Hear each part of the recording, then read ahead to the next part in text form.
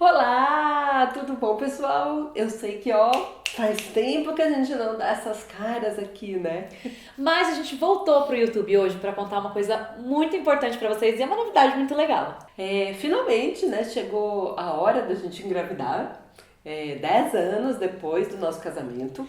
Vocês sempre perguntam pra gente se a gente quer ter filhos, quando vai ter filhos, se vamos ter os pequenos viajantes estrangeirinhos.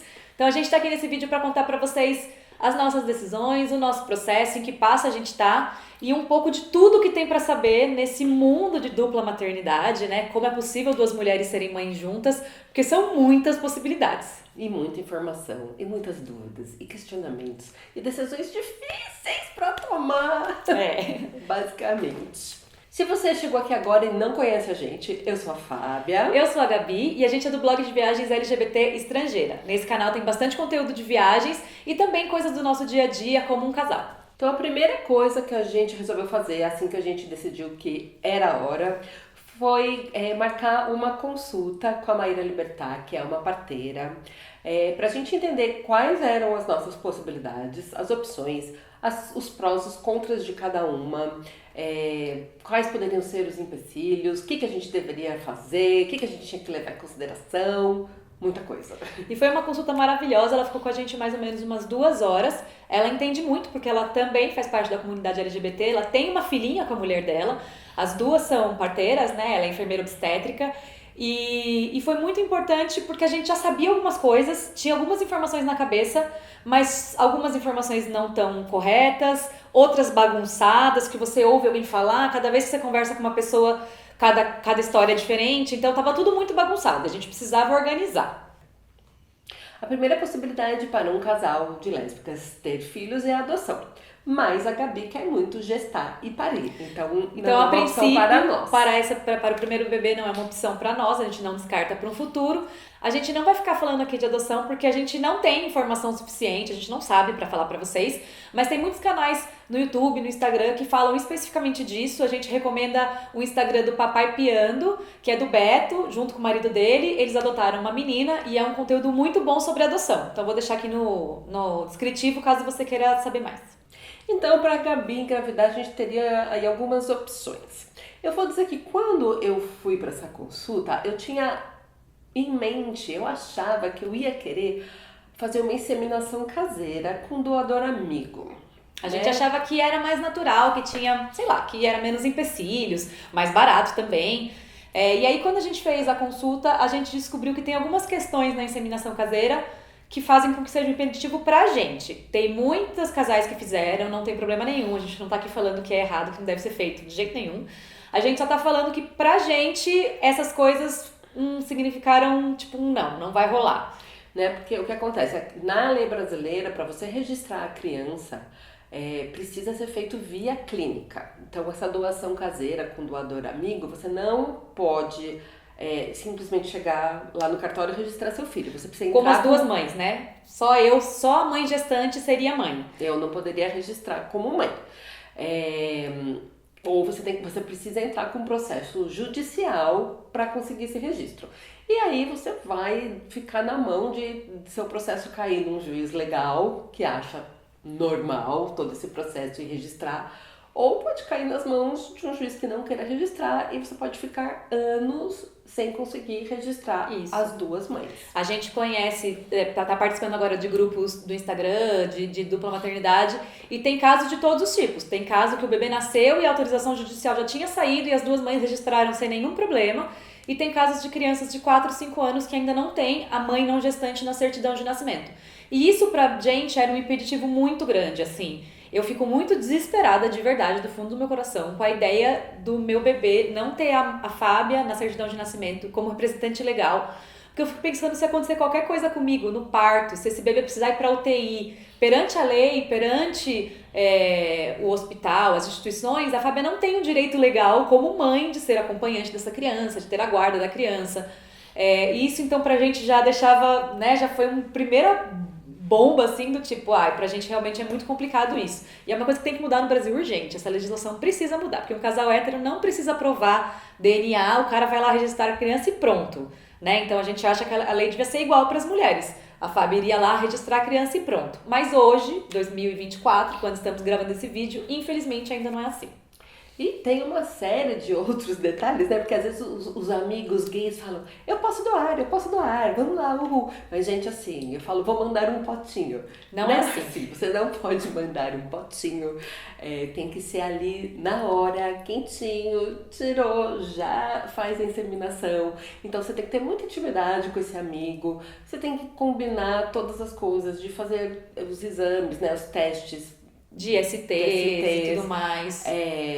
Tem que fazer esse controle do dia fértil, aí tem que fazer as agendas baterem. É muito complicado. E tem uma série de coisas que podem acontecer. A gente que tá agora nos grupos lê histórias bizarras, gente, bizarras.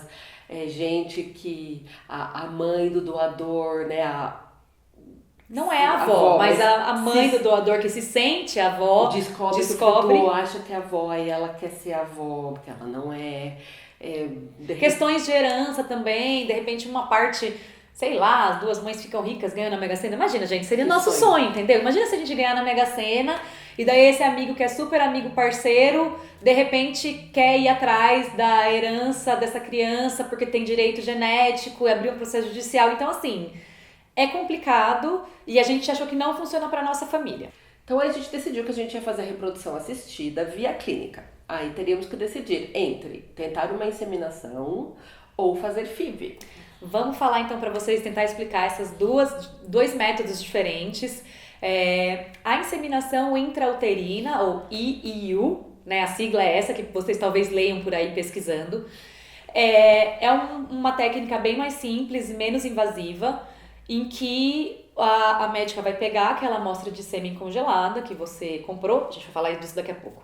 Aquela amostra vai fazer um preparo e no seu dia fértil vai fazer a introdução de um catéter lá dentro do útero, joga o sêmen lá dentro e aí a fertilização vai acontecer naturalmente no seu corpo.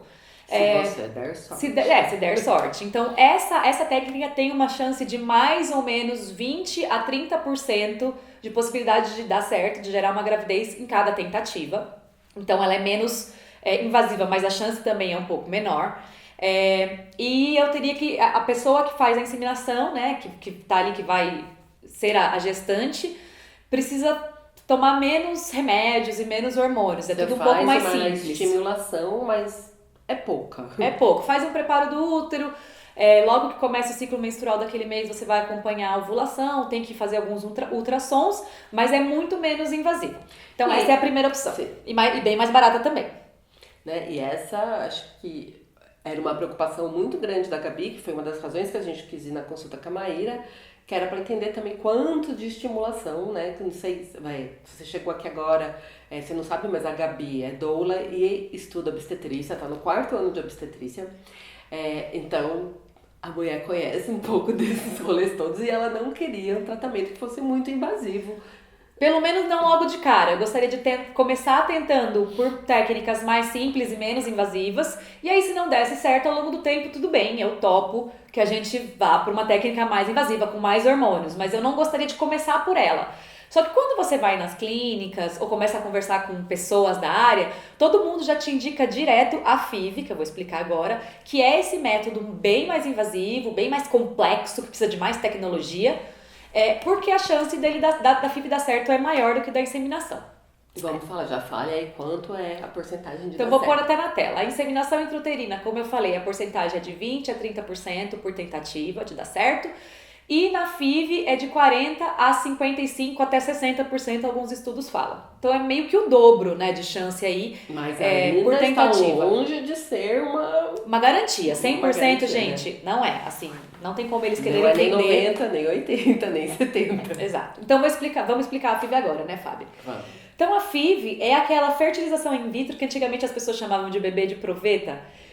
Que você vai tirar os óvulos do corpo da pessoa que tem os óvulos, então faria uma estimulação primeiro ovariana, um tratamento específico para aspirar a maior quantidade possível de óvulos do meu ovário, congela esses óvulos, prepara esses óvulos, aí pega a amostra de sêmen, que também vai ser preparada especificamente para isso, e dentro da plaquinha, né, ou seja, fora do corpo da pessoa, vão criar os embriões, vai jogar tudo ali e os embriões vão criar. Esses embriões vão ser congelados e depois, numa segunda etapa, o corpo da pessoa que vai engravidar é preparado de novo. E aí a gente vai fazer as tentativas de transferências, um embrião por vez, tem gente que coloca 2 por vez, para esperar uma gravidez dessa técnica. Então ela é bem mais complexa, é bem mais cara e mais invasiva, mas como eu falei, ela tem mais chance. Então muita gente vai direto para FIV. A questão é, normalmente as clínicas estimulam dando muito mais hormônios para as mulheres, o que causa uma série de efeitos colaterais no assim, corpo. Então eu queria muito começar, como eu já falei, do menos invasivo para o mais invasivo. E aí, então a gente fez a consulta e eu falei para a Fábia, eu gostaria muito de tentar pelo menos 2 inseminações intrauterinas primeiro. Se não der certo, aí a gente se prepara financeiramente, emocionalmente, fisicamente para ir para a FIV, que é mais complexa. Aí a Fábia falou que tudo bem, ela concorda também, a gente fez as contas. Afinal, não tem que concordar com nada, o corpo é dela. Sim, não, a escolha dela, eu apoio o que ela decidiu. Eu mandaria de dela, qualquer jeito. Eu não tenho nada a ver com isso. Mas tem uma questão financeira, uma questão também emocional, de quanto tempo pode demorar as tentativas. Então a gente conversou e chegou à conclusão que faria isso. A nossa segunda etapa era, então, encontrar um médico ou médica responsável pela nossa reprodução assistida. Que também é complicado. Complicado, porque você vai ter vários médicos, porque o médico muitas vezes ele está interessado em ter uma taxa de sucesso alta. O que eu entendo, né? Porque o marketing é feito a partir disso. As pessoas elas querem ir com profissionais que tenham uma alta taxa de sucesso.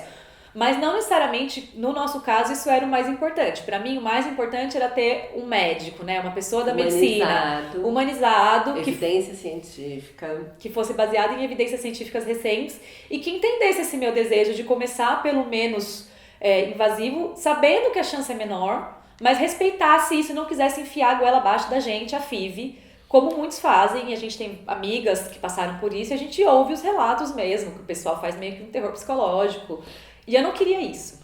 Então, a segunda fase. Enfim, encontramos esta médica maravilhosa, que também é sapatão, que também é casada com outra mulher, que também esse casal está grávido. Sim, ela é a doutora Lorena Jackson, eu vou deixar os dados dela aqui embaixo também. Nós vamos deixar todos os contatinhos das pessoas no descritivo do vídeo. Isso. Ela é ginecologista obstetra, especialista em reprodução assistida. A gente fez algumas consultas com ela é maravilhosa e ela entendeu exatamente esse meu desejo. E a gente é muito alinhada nas coisas que a gente acredita, o uso de evidências, então a gente decidiu, na primeira vez, na conversa a gente já tinha decidido que era ela, né? Na primeira conversa a gente já amou. Mas aí a gente ainda fez mais uma, ela tava, não, se vocês quiserem falar com mais profissionais, eu falei, não quero falar com mais ninguém, então vai ser ela. E a gente ficou muito feliz de encontrar esse profissional, era um medo que eu tinha, conhecendo um pouco o cenário obstétrico brasileiro, era um medo que eu tinha. Estamos muito felizes de estar com a Lorena. Então tudo bem. Decidimos que vai ser feito isso, que no segundo semestre desse ano começaremos as tentativas primeiro por esse método menos invasivo. E agora, parte 3. Que é a compra do sêmen. Aí a gente tem aí opções de escolher o banco nacional ou um banco gringo. Tem vários estrangeiros, né, que têm autorização da Anvisa para serem importados para o Brasil. Aí assim, diferenças. No Banco Nacional a gente só tem acesso a informações básicas, tipo cor da pele, cor do olho e... altura, se eu não me engano.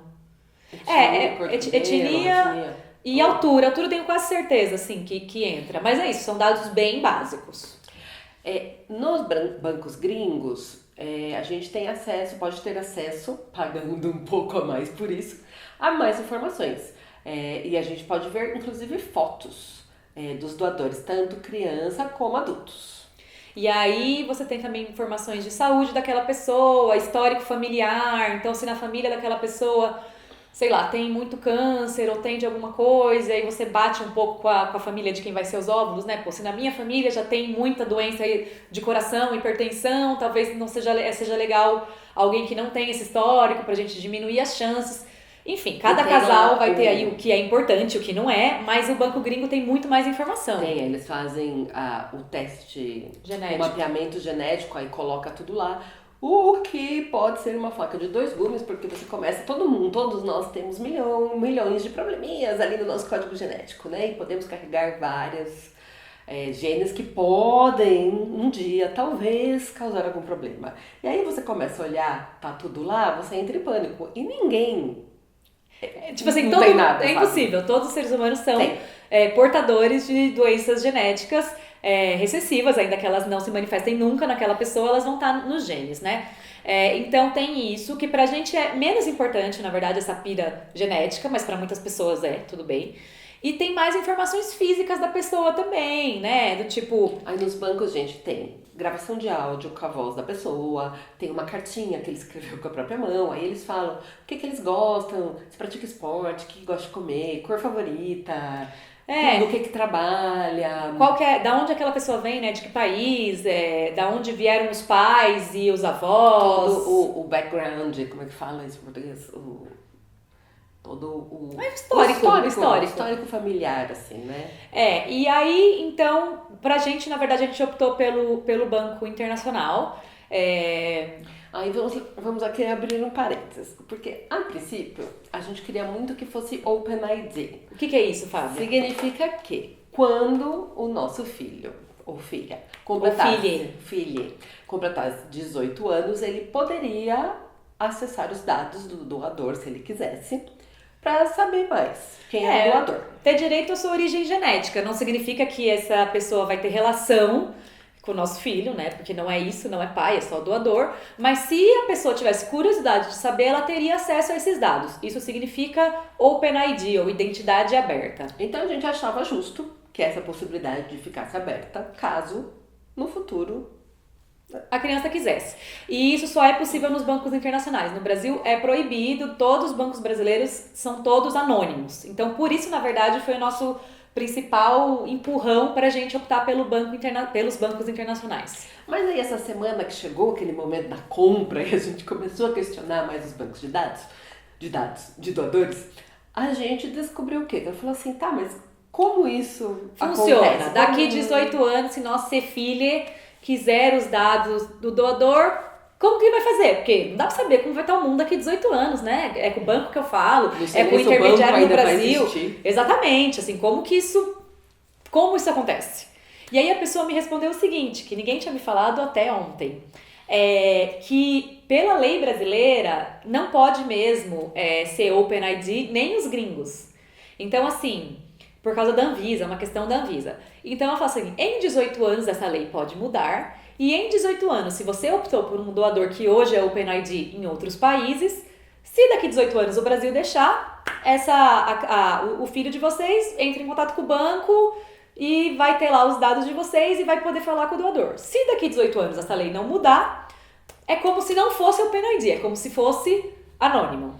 Ou seja, a gente parou e falou, caraca, nós vamos pagar aí uns 1.000, uns tantos, quanto é? Uns R$2.000 mais caro por amostra quando é OpenID, mais ou menos. Um pouquinho menos. A gente já vai falar quanto que tá custando cada amostra. Vamos pagar mais para um negócio que na real a gente nem vai poder usufruir. Não tem nenhuma garantia, né? Então isso eu descobri ontem, fiquem espertos porque eles não falam se você não pergunta. É bem específico, né? Enfim, mas de qualquer jeito o Banco Gringo tem mais informações, algumas informações que pra gente a gente se sente mais tranquilas, então a gente optou pelo Banco Gringo e fez a seleção lá do catálogo de doadores, que é uma coisa muito estranha. Eu achei estranho. Mas peraí, vou comentar antes. Gente, aí outra coisa que nos deixou de cabelo arrepiada, porque a gente começa a fazer pesquisas na internet e encontra muita reclamação dos bancos e coisas bastante graves de tipo famílias que já descobriram que o seu doador tem mais de 200 seres do mesmo doador no mundo, muitos deles morando bem próximo. E aí os bancos eles te falam que cada doador pode ter no máximo 25 gravidezes confirmadas. E depois que chega nesse número de 25 espalhados pelo mundo, esse doador para de ser um doador. Essa é a propaganda oficial de todos os bancos internacionais, sejam europeus ou americanos. Mas pelo que a gente está lendo, não é bem assim que acontece. Se você está nesse processo, nós não vamos citar nomes, clínicas, coisas, porque eu também não quero ser processada por ninguém. Se você quiser saber, você peça, a gente te manda o link de um site nos Estados Unidos que é de familiares e de pessoas. E que eles reúnem todas as reclamações e todos esses causos de todos, não sei se todos, mas muitos bancos. É uma lista assim, de dezenas de bancos, muitos nos Estados Unidos, mas outros em outros países, para você dar uma lida lá e escolher o seu de acordo com as coisas que você acha que são melhores para você. E aí tudo bem, então a gente escolheu qual seria o nosso banco, a gente tinha uma outra possibilidade que a gente cortou totalmente depois dessa pesquisa.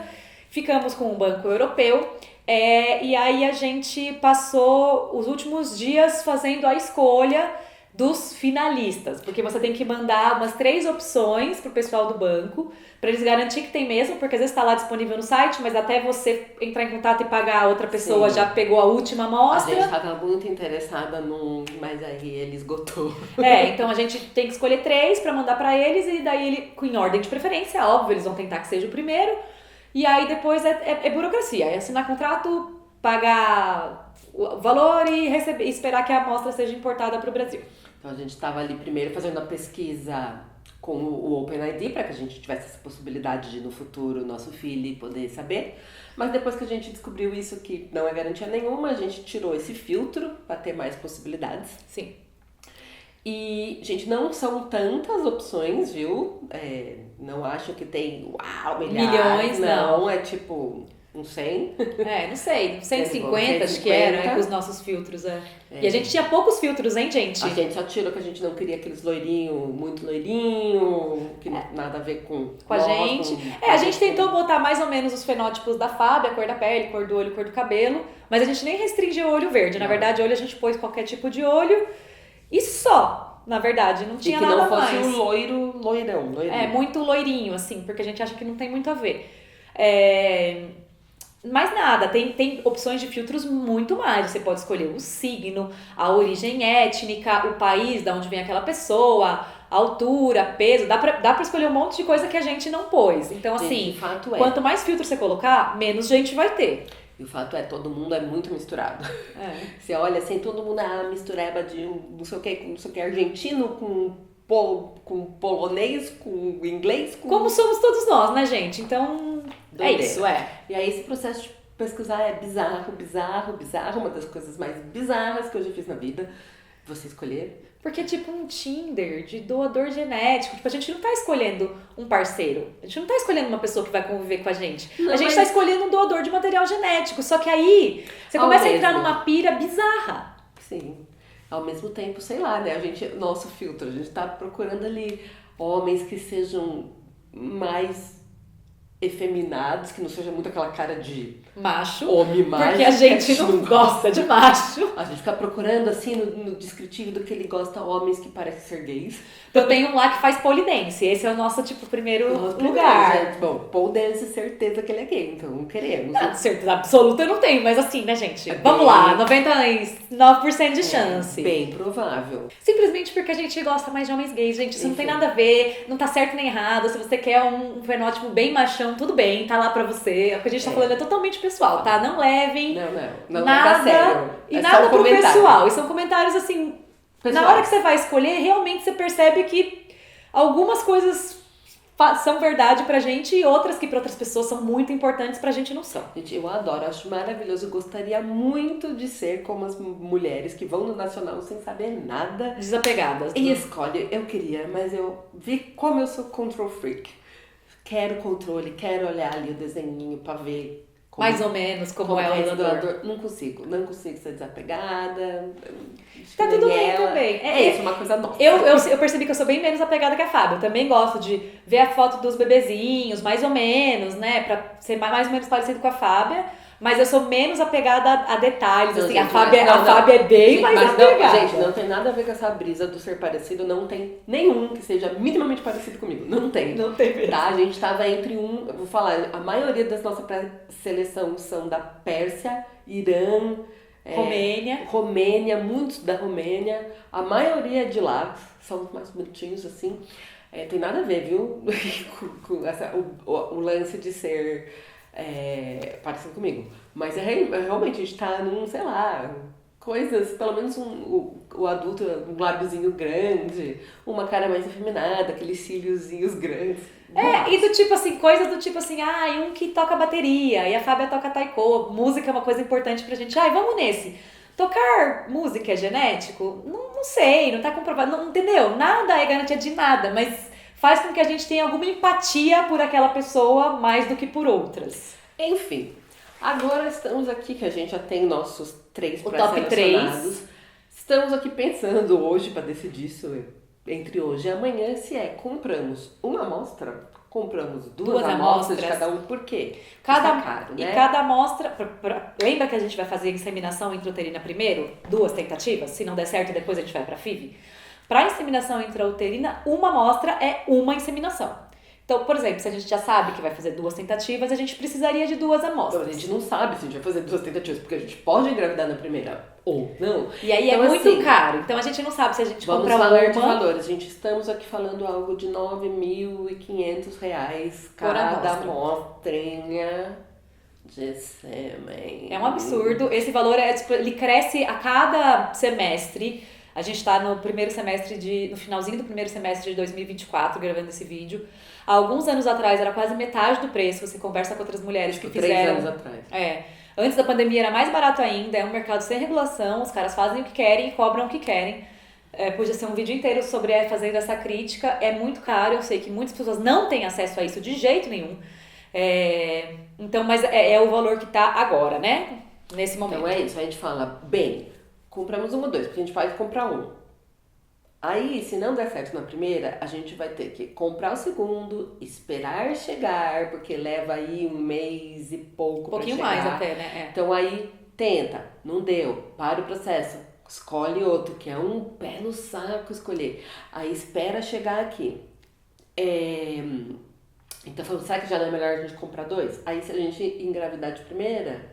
A gente deixa congelado na clínica aqui no Brasil, tem que pagar... Só que pra deixar congelado, você tem que pagar R$300 a cada 3 meses. Tipo, R$100 por mês. Mas se ele for ficar lá congelado 2, 3 anos, é uma grana. Então não sabemos, vamos decidir isso. Não decidimos ainda. Hoje e amanhã pra fazer a compra. E aí, se nenhum dos 2 der certo, depois tem que comprar uma terceira amostra pra fazer a FIV. Mas aí uma amostra dá para muitos embriões na FIV, né? Que é a segunda etapa lá na frente. Então, para melhorar as nossas chances, a gente fez uma série de exames e estamos fazendo procedimentos, protocolos. Isso. Para melhorar a fertilidade. Então, vamos lá. Vou falar no começo do ano fomos aos exames. Isso, são alguns exames básicos que a minha médica pediu para mim, até pra gente ver... Pediu para mim. Isso, foram alguns exames básicos que a minha médica pediu pra mim, pra gente ver algumas coisas no meu útero, nas minhas trompas, pra ver se tava permeável pra ser uma boa ideia fazer a inseminação artificial. Fiz esses exames simples, relativamente, um deles não simples, meio dolorido, mas fiz, tá tudo bem, tudo ótimo. Esterossalpingografia. Ela quase morreu, doeu muito. Falando sobre isso, porque acho que ela não quer nem lembrar da porra do tamanho da dor. Doeu muito, mas tudo bem, foi feito, tudo tá isso pronto. É pra ver se as trompas, o caminho que os espermatozoides precisam percorrer estão liberados. Isso. Né? Porque se não estiver liberado, não adianta fazer a inseminação intrauterina. Estava tudo bem. Tá tudo bem, então fiz esses exames no começo do ano, os exames de sangue também. Pra ver se tudo bem, se quando for estimular os hormônios da fertilidade, se eles reagem bem, também deu que sim. E o outro? E o outro foi um ultrassom para contagem de folículos. Tudo bem também. Contagem de folículos também, tudo bem. Tudo bem. Então, ok, tava tudo bem para a gente ir para inseminação. Aí, alguns meses atrás, a gente já começou com os protocolos de Ayurveda, que é a medicina tradicional indiana, e de medicina tradicional chinesa, as duas ao mesmo tempo, que são protocolos de alimentação e estilo de vida mais do que outras coisas, para favorecer essa fertilidade natural, que ela fique no seu estado mais potente possível.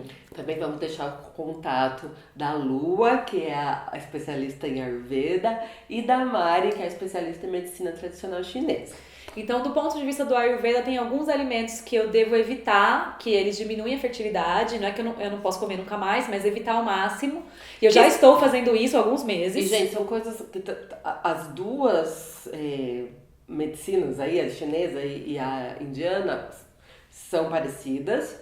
E assim como o que a gente já sabe meio que da vida, né? Que é evitar álcool, evitar industrializado, açúcar, essas coisas, Café. né? Café talvez seja mais difícil, porque cafeína já. Eles indicam mesmo que corte ao máximo. Eu não sou super viciada em café, então pra mim não foi tão difícil assim. Acho que pra Fábia seria bem mais difícil, porque ela anda bem viciada em café. Só que não tomou café até os 30 Não, até os 40 e pouco, gente, eu odiava café. Agora ela é viciada. Se tirar dela, ela vai morrer. Uma coisa que toda a minha vida há tipo 6 anos e agora sou viciada. Mas eu não tanto, então tirei. Quando me dá uma vontadezinha assim do ritual, eu tomo descafeinado e funciona. Tipo, minha mente é totalmente iludida pelo descafeinado, tá tudo bem. Álcool, que eu já vinha bebendo muito menos, agora eu tô bebendo muito de vez em quando, e quando chegar perto das tentativas eu vou cortar mesmo. Estamos tentando reduzir ao máximo, industrializado. Estamos tentando comprar orgânicos o máximo possível. Eu sei, gente, é difícil, é caro. A gente não tá comendo tudo orgânico, mas a gente come algumas coisas uma e tal. Boa parte. Trocamos o leite por um leite de qualidade melhor, leite tipo A.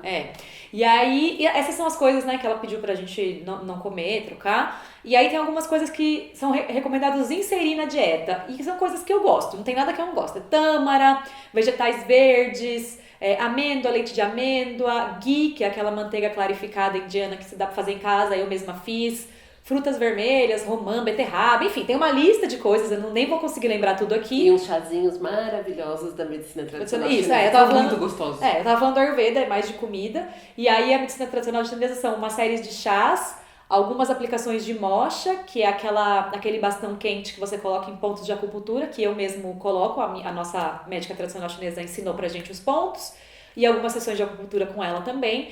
E é escalda-pés, quentes. Tem muita coisa de autocuidado, então ambas recomendam exercício físico, psicoterapia para cuidar da saúde mental e cuidar da ansiedade, porque isso é muito importante para fertilidade. E, gente, é isso, a pessoa ansiosa, a pessoa que tá ali não vai rolar. Não, talvez role, né? Assim talvez também. Role, mas as chances... Eles falam que o melhor pra fertilidade é que você esteja mais tranquila. Zen. Então, assim, terapia, meditação, esportes, né? Exercício físico que ajuda a gente também, todos os hormônios do corpo a ficarem bons. Dormir bem, esse tipo de coisa que a gente já tá focando agora bastante pra eu fazer, mas a Fábia tá vindo junto a reboque, ela tá fazendo tudo comigo também. Não, gente, porque a gente já tava nesse processo, já com a Nutri, já fazendo exercício certinho, a gente já estava aí se preparando, né? Até porque pra ser mãe a gente também tem que estar com o corpo ali pra aguentar gente, o tranco, musculação, né? Pra gravidez e pra maternidade, né? Agachando atrás de criança, muito leg press que você precisa fazer. Então pra gente não foram mudanças radicais, de verdade, assim, tiramos algumas coisas, inserimos outras, mas não foi uma mudança muito radical. Talvez pra alguém que tenha outro estilo de vida, seja mais radical, difícil. Mais difícil. Então é isso, basicamente, fizemos esse tanto de coisa, estamos fazendo, estamos aqui com as amostras pré-selecionadas, vamos comprar. Isso. Aí quando a primeira tentativa será no segundo semestre. Isso, desse ano. A gente não vai falar pra vocês nem as datas, nem os meses, e nem vai ficar falando assim, nem aqui, nem no Instagram. Não fiz, deu certo, é hoje, negativo, positivo, porque eu acho que isso piora a ansiedade e as cobranças, então... Quando der tudo certo, a gente estiver grávida, obviamente... Passou já dos 4 meses iniciais. 3. Nem sei se precisa esperar tudo isso. Não, tem que esperar os 3 meses iniciais para depois anunciar. Eu não sei se precisa tudo isso, mas assim, quando já tiver tudo certo, a gente vai anunciar. Lá no nosso Instagram, que você pode seguir a gente. Vamos tentar fazer outros vídeos no YouTube. Mas... assim, saibam que será no segundo semestre. O que estamos fazendo...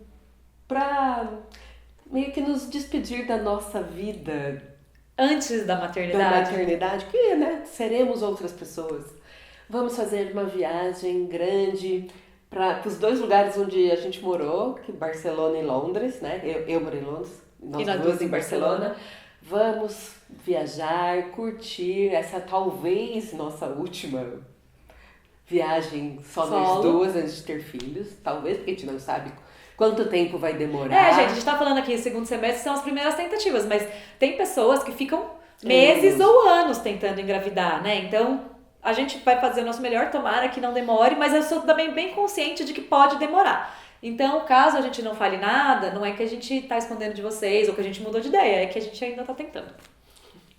É isso, então torçam pra que seja na primeira. Aí a gente economiza muito dinheiro. Porque Não, também e é- chega uma hora que o dinheiro acaba e aí você tem que esperar anos juntando mais dinheiro. Exatamente, tem essa questão, né, gente? Nós não ganhamos na Mega Sena, então a gente tem lá a nossa vaquinha, a nossa poupancinha, que tem um limite. E esse é uma questão para muitas pessoas LGBTs que querem ter filhos, que tudo é muito caro se você vai para reprodução assistida. Então é difícil não ficar ansioso mesmo, né? É bem difícil. Eu nem vou entrar e começar a falar das coisas, das clínicas de doação, Não, de... deixa isso, deixa em off. É treta. Então é isso. Se você ficou com alguma dúvida, quiser perguntar, deixa aí nos comentários. Se a gente não souber, vamos perguntar para as nossas médicas e aí a gente responde. Eu sei que é uma caminhada difícil para todo mundo que está envolvido, são muitas dúvidas. Mas o importante é estar em comunidade e trocar também para saber que vocês não estão sozinhos. E só antes de fechar, eu queria lembrar, muito importante, sempre lembrar que doador não é pai. É apenas uma pessoa que doou o material genético e facilitou essa gestação. Não tem relação nenhuma de paternidade. Então sempre ficar com isso na cabeça quando você estiver falando com um casal de mulheres que tiveram filho por reprodução assistida ou por inseminação caseira. Espero que a gente não demore tanto para voltar aqui no próximo vídeo. A gente se vê breve. Um beijo, tchau. Tchau!